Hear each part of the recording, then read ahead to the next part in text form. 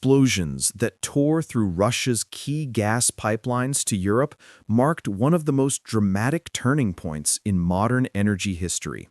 For decades, Europe relied heavily on Russian natural gas, a relationship that was often tense but ultimately stable. When those pipelines suddenly fell silent, it was as if the continent had been thrust into an unexpected winter. Energy markets reacted instantly, with prices soaring to levels Europe had never witnessed before. Governments rushed into emergency meetings, seeking ways to prevent households from freezing and vital industries from shutting down. Factories paused production, transportation networks faced uncertainty, and millions of ordinary citizens saw energy bills multiply overnight. What made the situation even more alarming was the lack of clarity surrounding the explosions. Early reports suggested sabotage, but no government could produce definitive proof. Speculations swirled across political and media circles, creating a climate of fear and suspicion. Many Europeans began to realize how fragile their energy security truly was.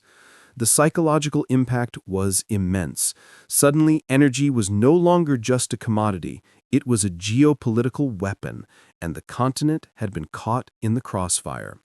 Even years later, the shock of that moment still shapes how Europe thinks about security, alliances, and global interdependence. In the days following the explosions, the geopolitical landscape shifted dramatically.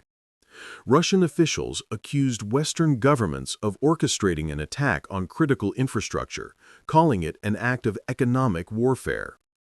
Western leaders, meanwhile, pointed fingers back at Moscow, suggesting the Kremlin may have sabotaged its own pipelines to escalate tensions or manipulate markets.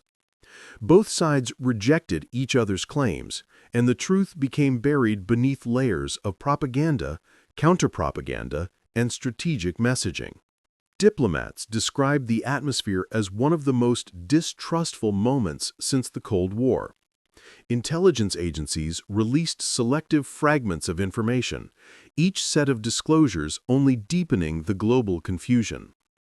NATO officials talked about hybrid warfare, pointing out that modern conflict is no longer limited to battlefields, but extends into cyberspace, infrastructure, and economic systems.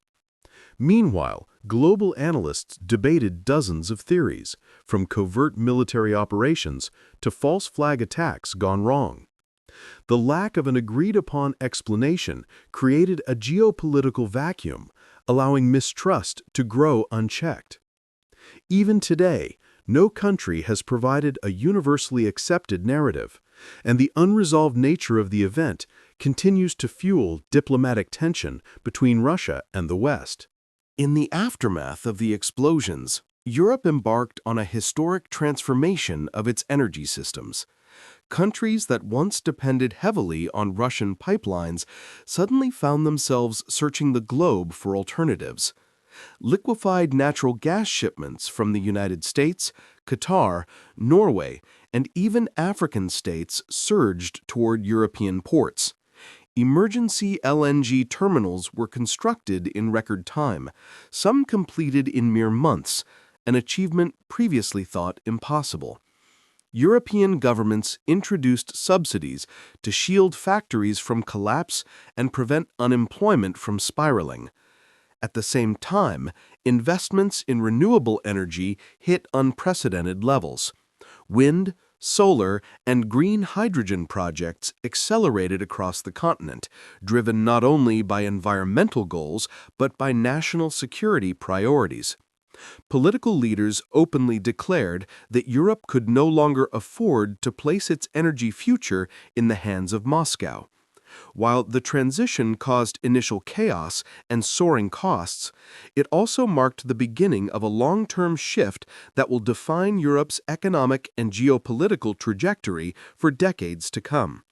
The map of global energy flows was being rewritten, and Europe was determined to emerge from the crisis stronger, more independent, and less vulnerable to external pressure. As Europe redirected its energy imports, the shockwaves reverberated deep within Russia's economy. Pipelines that once supplied billions in annual revenue were suddenly rendered useless.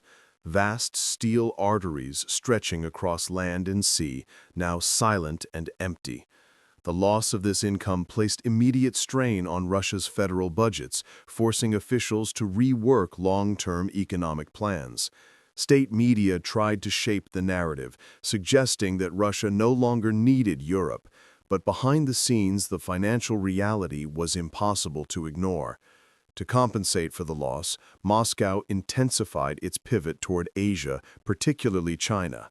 New deals were announced, pipelines planned, and diplomatic visits increased.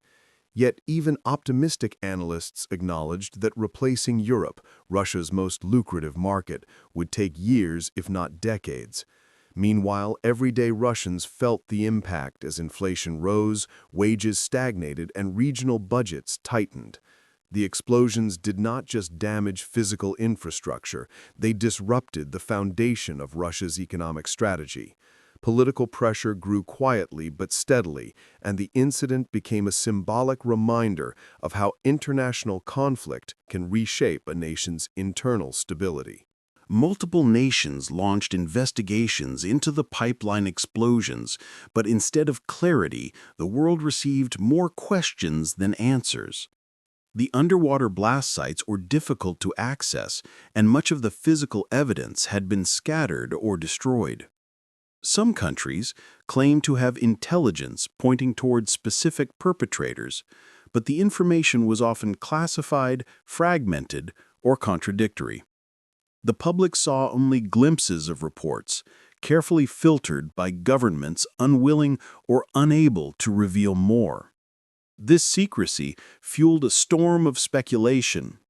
Journalists demanded transparency, analysts compared satellite images, and alternative theories spread rapidly across global media platforms. European nations disagreed over how much information should be shared, while Russia accused the West of hiding evidence. The lack of a unified conclusion created an investigative stalemate that persists to this day. The pipeline explosions became one of the most politically sensitive mysteries of the 21st century, a case where every explanation carries enormous geopolitical consequences and where the truth may remain buried in classified files indefinitely. The pipeline attacks not only widened the gulf between Russia and the West, they also exposed deep divisions inside Europe itself. Countries in the East, much closer to Russia physically and historically, urged a dramatically tougher stance, arguing that the explosions proved Moscow's willingness to weaponize energy. Nations in the West, while still critical of Russia, took a more cautious approach, worried about economic fallout and escalating tensions. These differences played out in EU meetings, energy councils, and international summits. Some governments pushed for increased military cooperation and accelerated NATO expansion, while others prioritized negotiation and strategic patience. At the same time, the Nordic and Baltic states grew increasingly vigilant, strengthening coastal defenses and increasing surveillance over undersea infrastructure. The explosions did not just damage pipelines, they reshaped diplomatic priorities, alliances, and political narratives throughout Europe. Years later, the disagreements linger, influencing policy debates and contributing to a long-term reconfiguration of European unity. As time passes, experts warn that the pipeline blasts were not an isolated incident, but a preview of future threats. Critical energy infrastructure, from underwater pipelines to electrical grids and communication cables, is vulnerable in ways the world has only recently begun to understand. The attack forced governments to reconsider how easily a single act of sabotage can disrupt economies, trigger geopolitical crises, and endanger millions of lives. Countries across the world have since increased patrols, strengthened surveillance systems, and invested heavily in cybersecurity and undersea monitoring. Meanwhile, energy independence has become a top priority in national security strategies, not only for Europe, but for Asia, the Middle East, and the Americas. The explosions served as a global wake-up call. Energy is no longer just about supply and demand. It is about power, vulnerability, and survival in a rapidly changing world.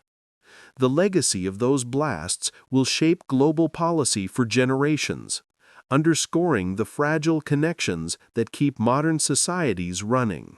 You're watching AlertNow News, bringing you clear, fast, and reliable updates from the world of politics, economy, business, and technology.